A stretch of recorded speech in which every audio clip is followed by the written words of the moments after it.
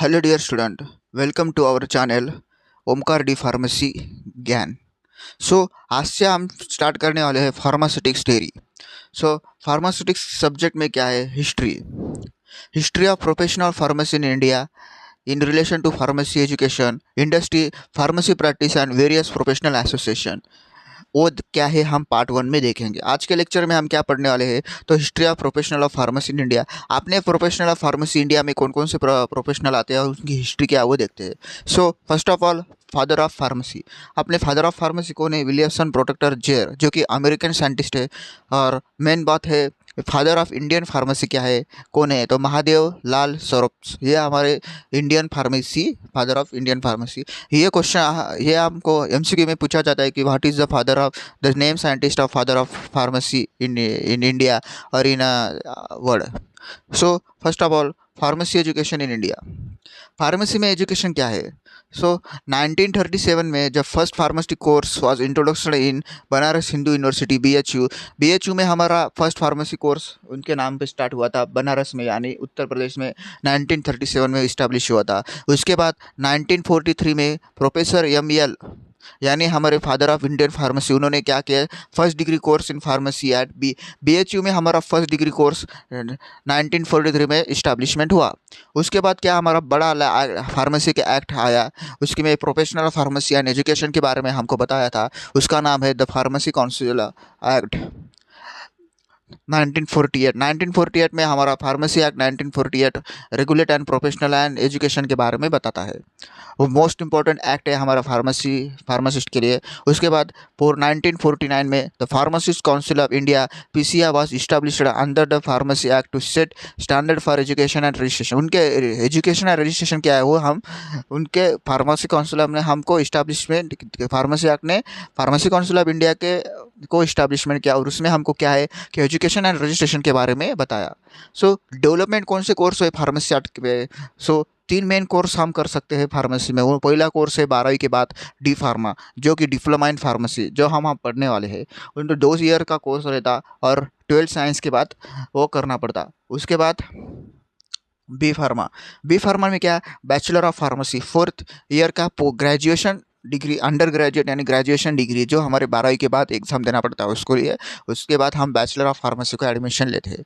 उसके बाद M pharmacy. M pharmacy में क्या है? तो M pharmacy after higher education, उनमें हमको फार्मा डी भी कर सकते हैं, doctor of pharmacy, and PhD भी कर सकते हैं into over the year. Pharmacists play a role in compounding most of the medicine need for the people. ये क्या बताता है कि फार्मासिस्ट का मेन रोल क्या है? हम कंपाउंडिंग करना मोस्ट ऑफ द मेडिसिन जो पीपल हमारी पब्लिक नीड करती है। दे pack them suitably label them under the dispense them along with the appropriate advice and consuming और ऑपरेटिव एडवाइस के बारे में हम पैकिंग करते हैं। रिसेंट डेवलपमेंट क्या हुई? इम्प्लाइसिस ऑफ प्रैक्टिकल ट्रेनिंग क्या है, कम्युनिटी फार्मेसी क्या है और पेशेंट केयर क्या है वो हमको बताया गया है। प्रैक्टिकल ट्रेनिंग करते हम ये जान सकते हैं कि फार्मेसी में ड्रग्स कैसे बनाते हैं। उसके बाद हमको बहुत सारा जानना पड़ता है। उसके बाद कम्युनिटी फार्मेसी यानी रिटेल फार्मेसी, कम्युनिटी वाले पीपल को डायरेक्ट ड्रग्स कैसे प्रोवाइड करना, और ओटीसी ड्रग बोलते हैं हम उसको, ओवर द काउंटर, जो काउंटर में विदाउट प्रिस्क्रिप्शन ड्रग अवेलेबल होता है उसको हम कम्युनिटी फार्मेसी देखेंगे। बोलते हैं community pharmacy, patient counselling, practical training क्या है वो हम कम्युनिटी आगे पढ़ने वाले हैं। उसके बाद फार्मेसी एजुकेशन ग्लोबल स्टैंडर्ड है like pharma D. Global standard में है pharma D, like pharma D की जैसे हमारा है, उनको क्या बोलते हैं? Pharma D, doctor of pharmacy. उसके बाद एक सेकेंड, उसके बाद क्या? Pharmaceutical industry in India. जो हमारी फार्मास्यूटिकल इंडस्ट्री है वो कौन सी है? उनको few indigenous company like Bengal Chemical and Pharmaceutical Ltd started by Acharya PC Ray. Acharya PC Ray sir ने हमारे पहली इंडस्ट्री फार्मेसी की इंडिया में लॉन्च की। उनका नाम था Bengal chemicals and pharmaceutical private limited. Indian government encourage कर सकते हैं हमारे लोकल मैन्युफैक्चर में। उसके बाद 1945 में इस्टेब्लिश हुआ हमारा हिंदुस्तान एंटीबायोटिक एलटीडी, जो कि हाँ पुणे में है। उसके बाद 1969 पे क्या कौन सा हुआ, Indian drugs and pharmaceutical LTD, IDPL was founded, उसका हम बोलते हैं।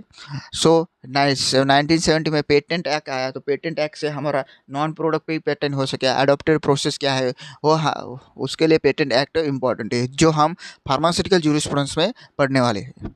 उसके बाद इसके बाद बूस्ट इंडियन जेनरिक, हमारे इंडिया में जेनरिक ड्रग इंडस्ट्री भी इस्टेब्लिश हो गया टुडे में, अब ये करंट टाइम में चालू हो गया। उसके बाद India is known as a pharmacy of the world, वो फार्मेसी ऑफ द वर्ल्ड है। मेजर इफेक्टल जो एक्सपोर्ट होता है उसमें क्या, कंपनीज लाइक जेनरिक मेडिसिन बनाते, वैक्सीन बनाते और एपीआई बनाते।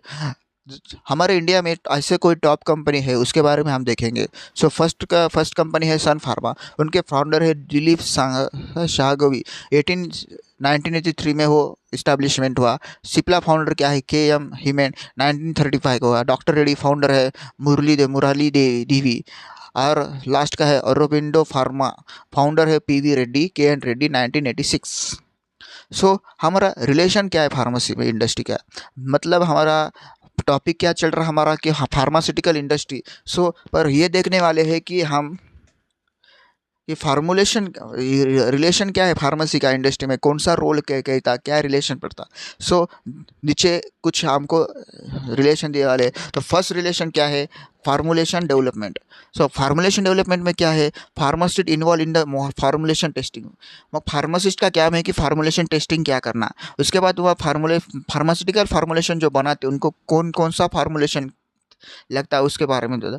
सो pharmacy play a vital role in formulation.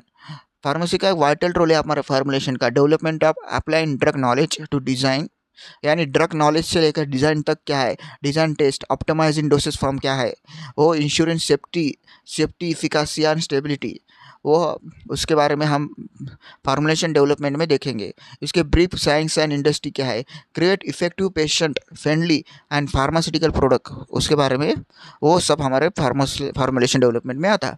उसके बाद क्या है, मैन्युफैक्चर डेवलपमेंट, जो रिलेशन आ गया फर्स्ट का फार्मूलेशन में क्या क्या होता है कि फार्मूलेशन बनाना कैसा है, उसके लिए हमको ड्रग्स का नॉलेज चाहिए, उसकी डिजाइन चाहिए, क्रिएट इफेक्टिव चाहिए, पेशेंट फ्रेंडली चाहिए और फार्मास्यूटिकल प्रोडक्ट चाहिए।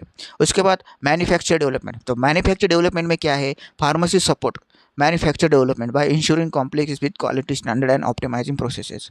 मैन्युफैक्चर डेवलपमेंट यानी मैन्युफैक्चर का डेवलपमेंट करना उनका प्रोडक्ट का। उसके बाद क्या है, कॉम्प्लिकेशन, हाँ, standard quality standard and optimizing process क्या है वो देखेंगे, वो क्या है वो करना पड़ता। Select in appropriate equipment and material, pharmacists contribute the scaling up production, maintenance, drug safety, efficacy, और meeting regulatory requirement. Industrial pharmaceutical management, जो हमारे इंडस्ट्रियल फार्मास्यूटिकल मैन्युफैक्चर में आता है उनको क्या है, फार्मास्यूटिकल डेवलपमेंट में क्या होता है कि हमको कॉम्प्लिकेट करना पड़ता क्वालिटी स्टैंडर्ड, उनकी मैन्युफैक्चर की क्वालिटी स्टैंडर्ड इंपॉर्टेंट है। उसके बाद ऑप्टिमाइजिंग प्रोसेस जो होती है उसके बारे में हमको उसके बारे में हमको पता लगना चाहिए। और सेलेक्टिंग अप्रोप्रिएट इक्विपमेंट, जो अप्रोप्रिएट इक्विपमेंट बनाना पड़ता है हमको मटेरियल को, उसके बारे में देखना पड़ता। उसके बाद हमको contribute selling of production, selling कैसा करते, सेलिंग ऑफ प्रोडक्ट, मेंटेनेंस कैसा होता हमारा ड्रग एफिकासी का, और meeting regulatory requirement in industrial pharmaceutical manufacture में ही सब फाउंड रहता है। उसके बाद फार्मासिस्ट डेवलप, वो फार्मासिस्ट है हमका निर्माण करता है कि maintain and maintain standard operation procedure, जो हमारे एसओपी हमको बोलते हैं। सो एसओपी में हमारा क्या है वो हम आगे देखने वाले हैं। सो स्टैंडर्ड ऑपरेशन प्रोसीजर, वो जो प्रोसीजर होते हैं जो provide effective training to product staff, जो हमारा इफेक्टिव स्टार्ट वो देते हैं। उसके बाद quality control and quality assurance, जो कि main part of product and manufacture में आता है। उनको क्या आता है कि जो हमारे quality control and quality assurance in industry आते हैं उनको development and training protocol, validating process, maintaining complication with regularity standard. Testing protocol क्या है, टेस्टिंग करना पड़ता है हमको, वैलिडेशन क्या है उनको उसको देखते हैं। उसके बाद मेंटेनेंस कैसा रखता है उनको विथ रेगुलेटरी स्टैंडर्ड, जो रेगुलेटरी स्टैंडर्ड क्या है वो हमको क्वालिटी कंट्रोल और क्वालिटी एश्योरेंस में मदद मिलती है। उसके बाद Pharmacist helps ensure that product meets the safety, purity, efficacy. जो quality control and quality assurance department में सबसे इंपॉर्टेंट काम क्या है प्रोडक्ट स्टार मैन्युफैक्चर का फार्मेसी इंडस्ट्री में, वो क्या है कि फार्मासिस्ट हेल्प, उनकी हेल्प लगती जो हमारे बैचेस बनते प्रोडक्ट के, उनकी सेफ्टी, प्योरिटी एंड इफिकासी क्या है, वो रिक्वायरमेंट रिसर्चिंग मार्केट में क्या क्या रहता है वो हमको सब क्वालिटी कंट्रोल, क्वालिटी ये relation in industrial pharmacy. Next है drug information. So drug information में क्या है, pharmacy provide accurate drug information, यानी ड्रग इन्फॉर्मेशन जो हमारा ड्रग्स है इंडस्ट्री में उनको फार्मेसिस्ट का बहुत अच्छा नॉलेज रहना इंपॉर्टेंट रहता है।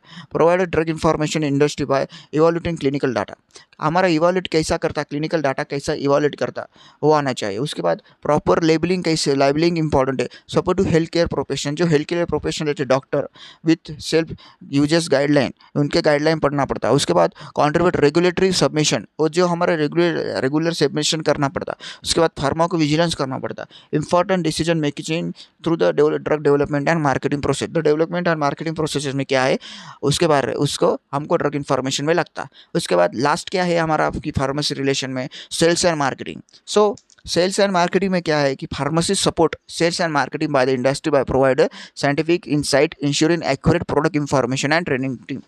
फार्मेसिस्ट को सपोर्ट करना पड़ता है हमको सेल एंड मैन्युफैक्चर में, जो सॉरी सेल्स एंड मार्केटिंग में, जो कि आफ्टर हमको प्रोडक्ट फॉर्मुलेट होने के बाद उनको साइंटिफिक इंसाइट और इंश्योरेंस एक्यूरेट प्रोडक्ट इन्फॉर्मेशन, उनकी क्या प्रोडक्ट इन्फॉर्मेशन वो देखना पड़ता है। उसके बाद ट्रेनिंग टीम क्या है, ट्रेनिंग टीम्स के साथ काम करना पड़ता है।